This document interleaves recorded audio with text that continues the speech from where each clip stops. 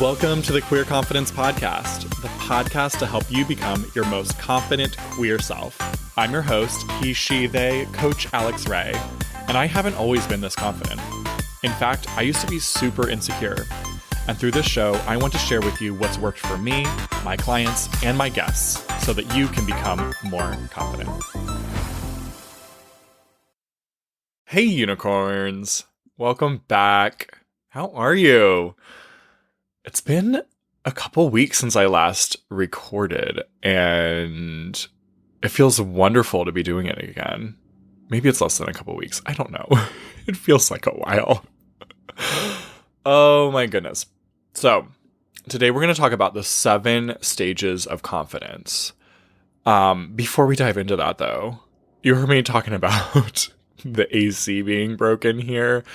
And I just have to say, I am so thankful to not be sweating my butt off anymore.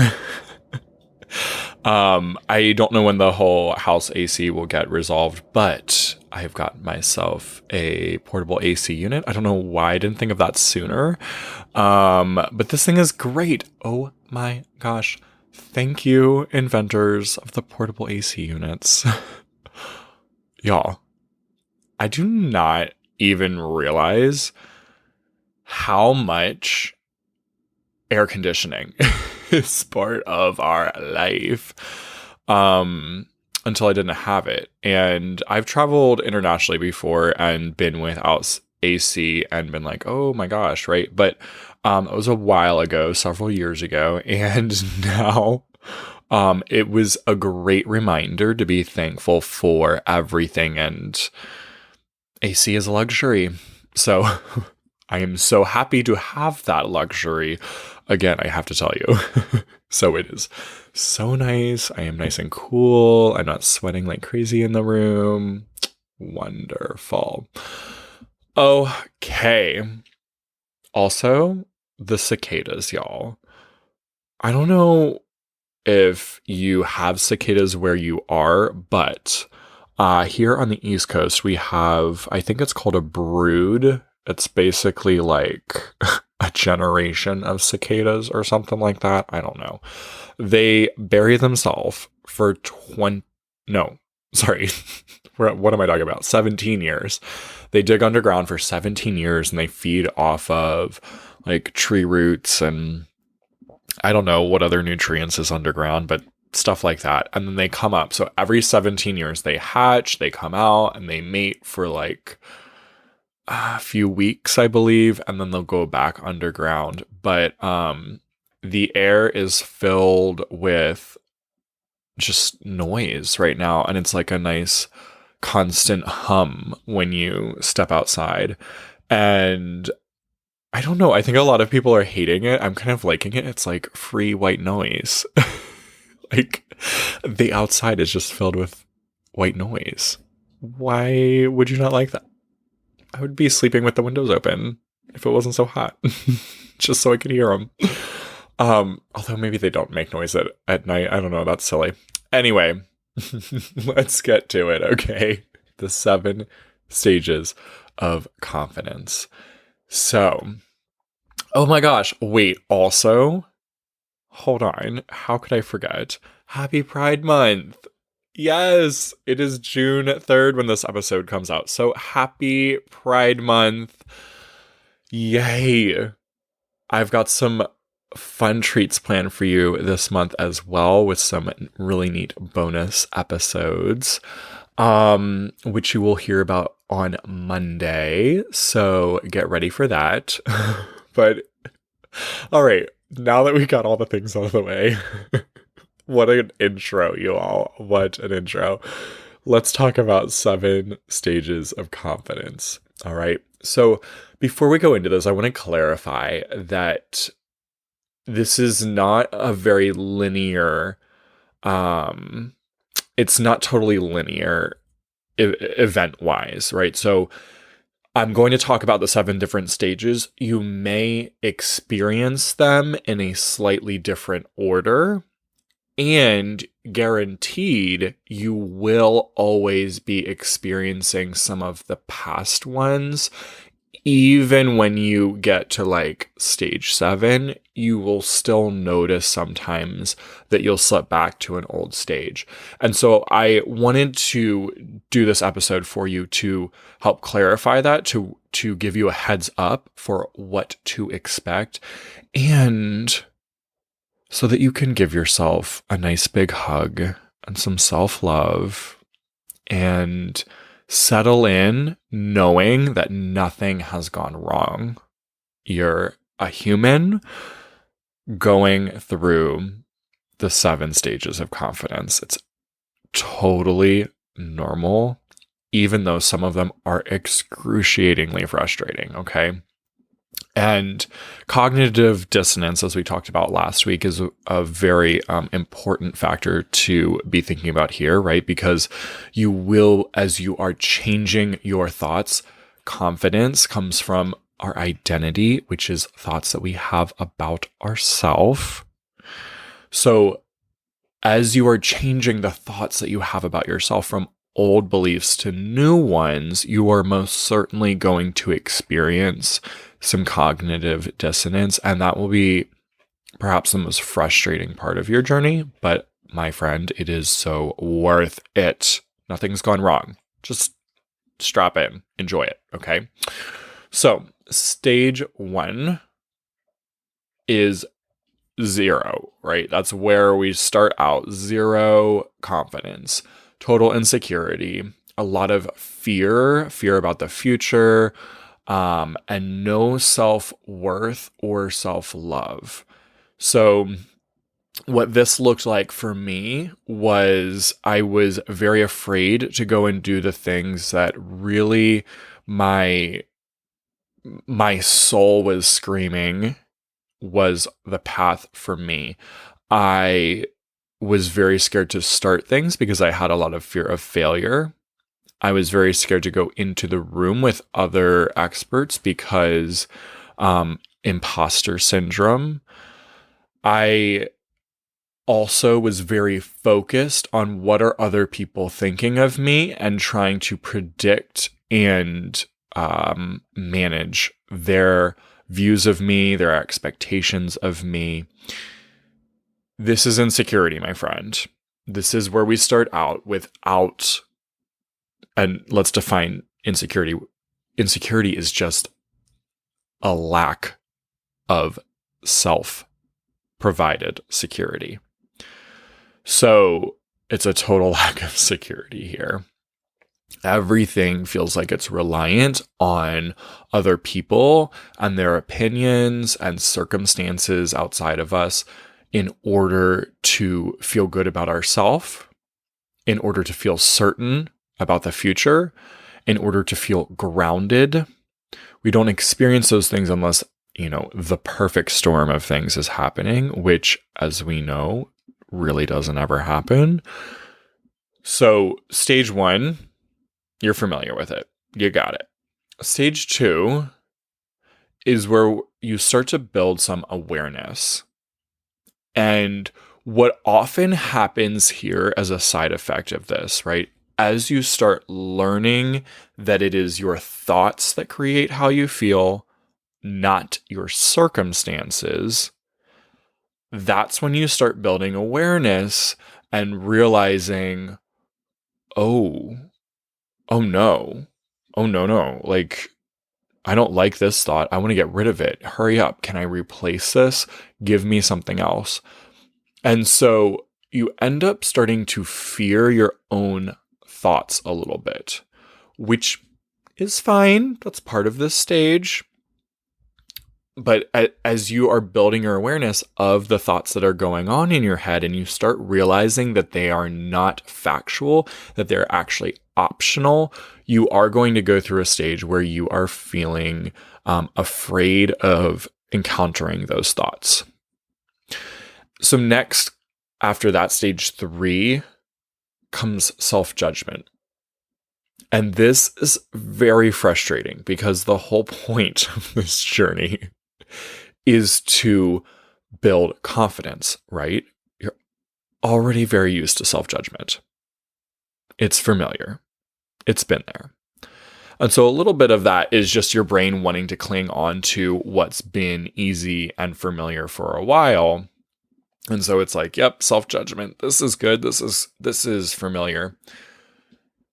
And what I want to just strongly guide you towards here is that it's okay. It's going to come up, because as soon as you, in stage 2, building that awareness, right? As soon as you've become aware of these thoughts, it is going to be your brain's natural tendency to go back to what it's familiar with, which is self-judgment, not self-love. And you're going to start judging your thoughts as you're noticing them come up, because now you're aware of them. Whereas before, it was way easier to look at them like they were something outside of you that was not optional. It's all right. Stage 4. This is where the self-judgment starts to diminish a little bit. Stage 4 is understanding. So you'll go from the self-judgment after you became aware of the thoughts to then understanding what's going on here. And this is where, when we work together, when I work with a client, I'm always helping them quickly go through those first few stages into stage 4 of just understanding, because there's a lot of relief there. And what understanding looks like is, oh, you know what? That thought that is total garbage now and is really holding me back, that served me at one point. That was very helpful at one stage of life. When I was a kid and I endured this trauma, that thought helped me survive. It helped me make sense of the world.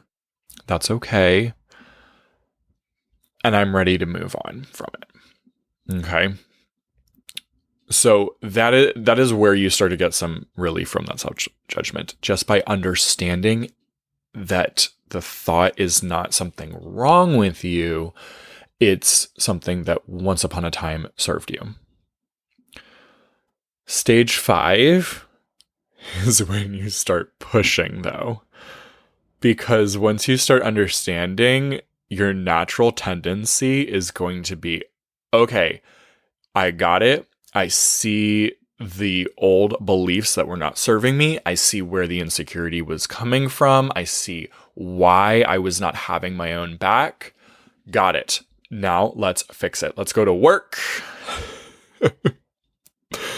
Which sounds like so lovely, but when you start pushing your brain to hurry up and change, you've slipped out of being present with where you're at right now. And by forcing and trying too hard, you end up kind of taking some of that self-judgment back in.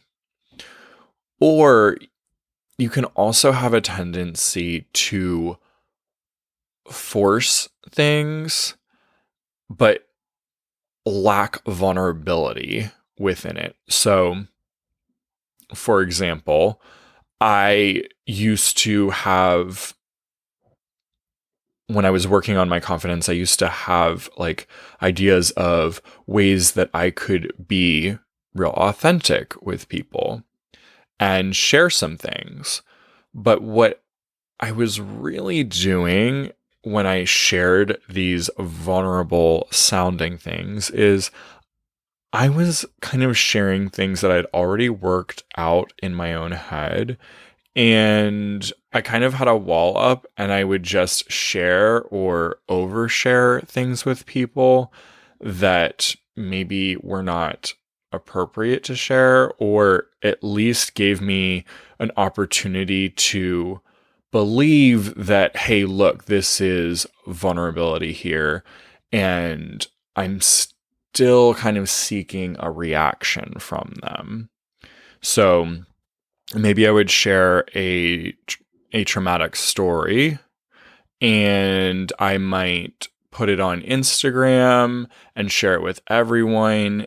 But really, I was kind of trying to force myself into sharing these things with confidence, and I really wasn't there yet. I really wasn't there to have my own back. I was really like there to just kind of seek some validation and appear to be vulnerable so that I could then validate myself and say, yes, you were vulnerable there. That was good.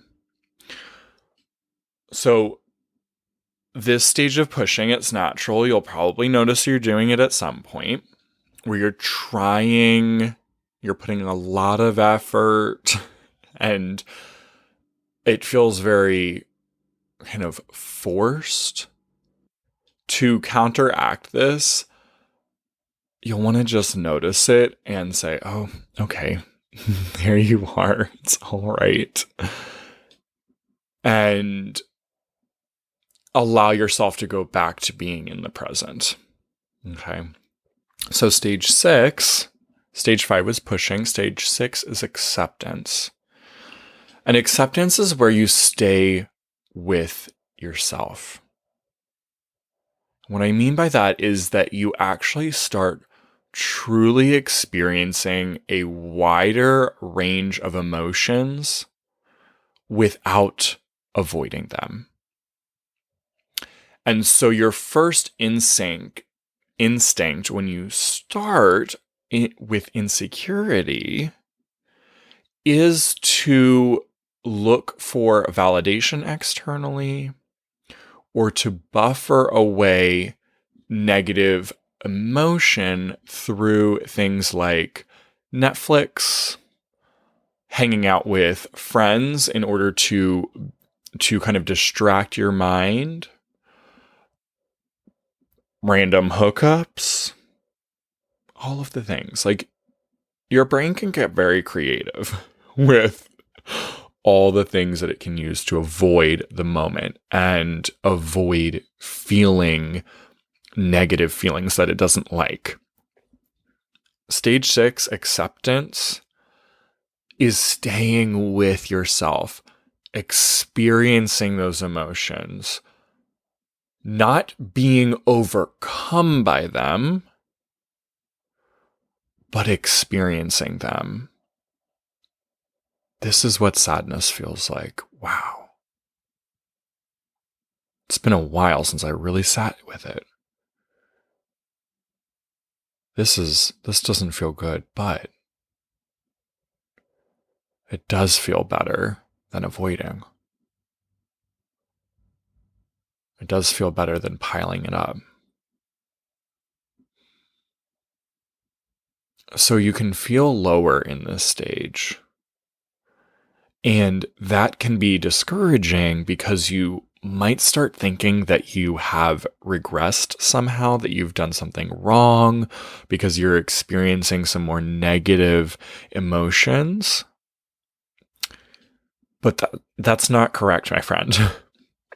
In fact, it's the opposite. The opposite is true. You are now experiencing a more full range of emotions. And so you haven't gotten less healthy. You've gotten healthier. This is really where confidence is built, because you are training your mind, your inner child, your whole being to know, hey, I can go through uncomfortable things and I can experience them fully and deeply without running, and I'll survive.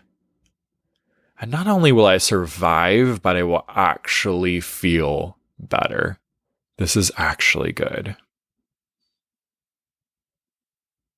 So stage 6, that acceptance, again, it can feel lower emotionally, but the difference is now you're actually experiencing the fuller range of feelings without shutting down or distracting.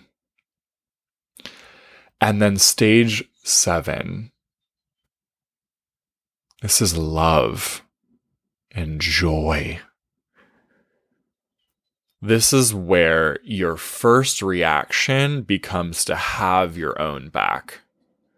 Not in a defensive way, right? You've listened to episode 3. You know what it is and is not to have your own back. So it's not defensive and it's not an escape. It's not, hey, let me just grab a self-care day just because I don't feel like doing it, right? Not to demonize self-care days. Sometimes they are great. It's just being on to yourself about why you're doing it, right? So it's not defensive and it's not an escape. This, my friend, the love, the joy, having your own back, this is confidence. It feels like if you'd been bullied at school and your parent was standing right next to you and saw it and immediately stepped in and said, hey, that is not okay. I'm taking my kid out of this scenario.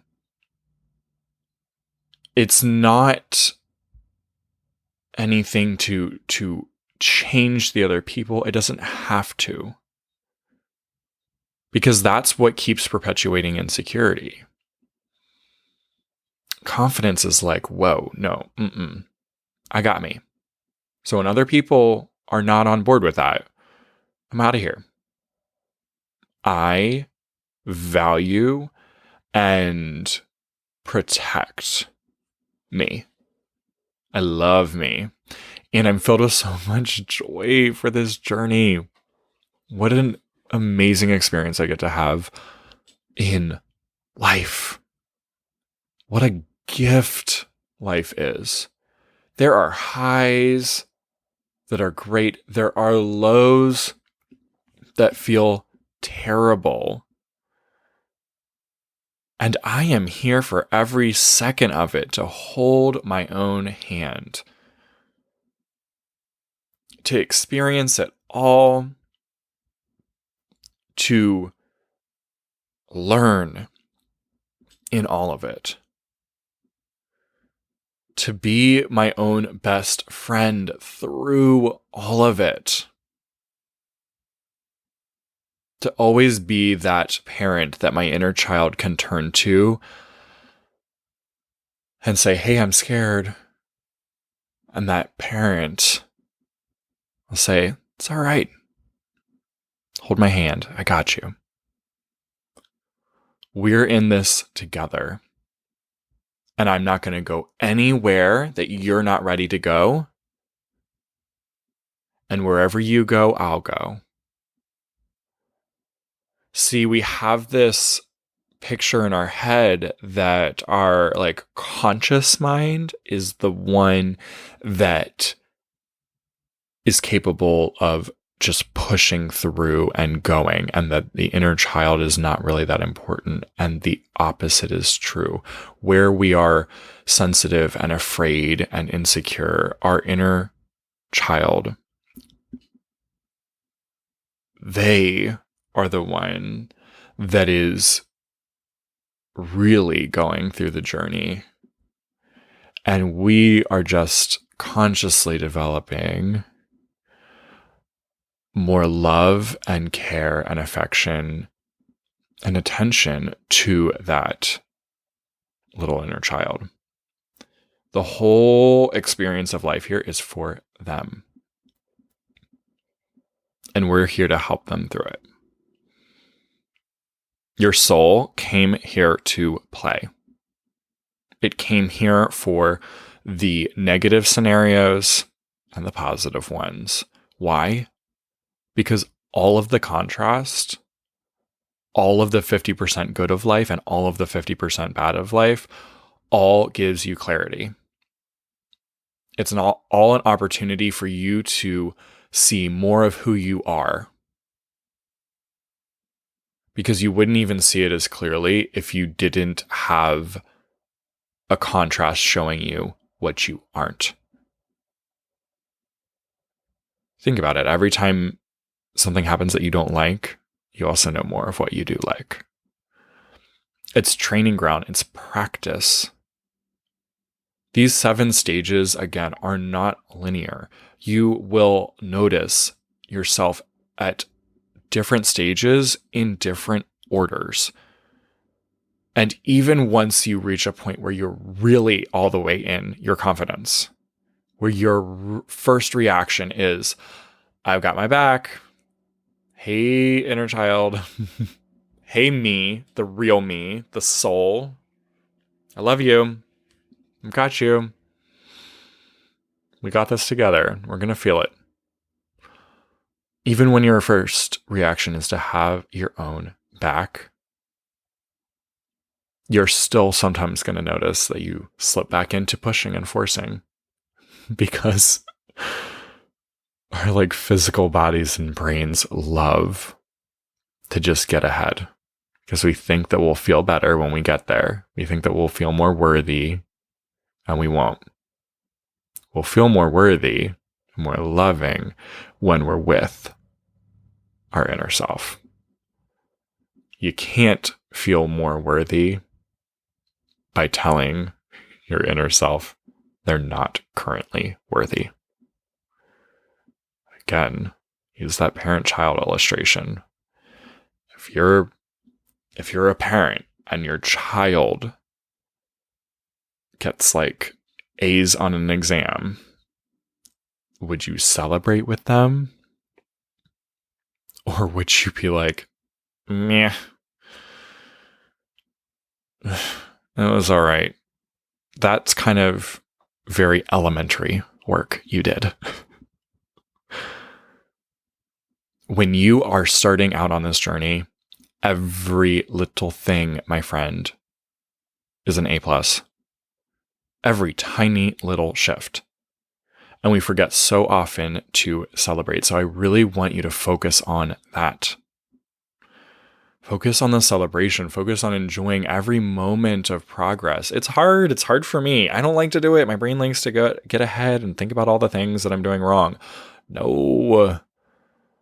Again, you can't shame yourself into transformation. It's not a good motivator for anyone. Give your inner child encouragement and love for where they're at and where they've been and where they've come to. It is a win, big or small, and this is something that you'll have to continue practicing throughout your entire lifetime.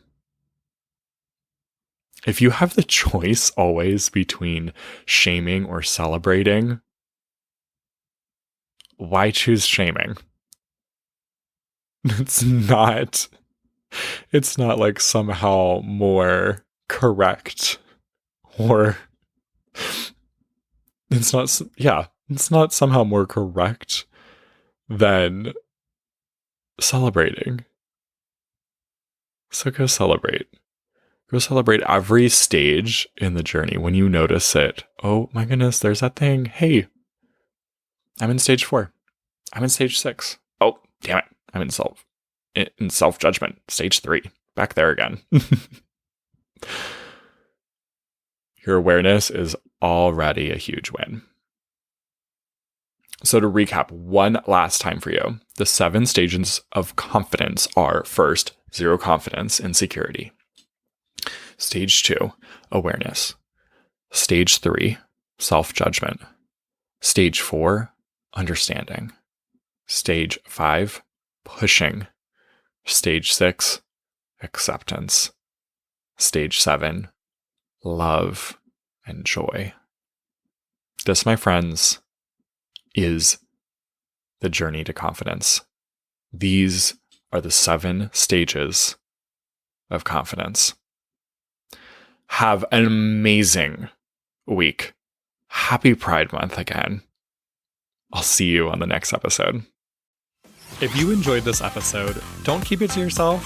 Share it with a friend so they too can become more confident. You can also help more people find the show by leaving a 5-star review wherever you listen. And if you want to become a more confident queer with support from yours truly, head to CoachAlexRay.com or use the link down in the show notes. I'm looking forward to working with you.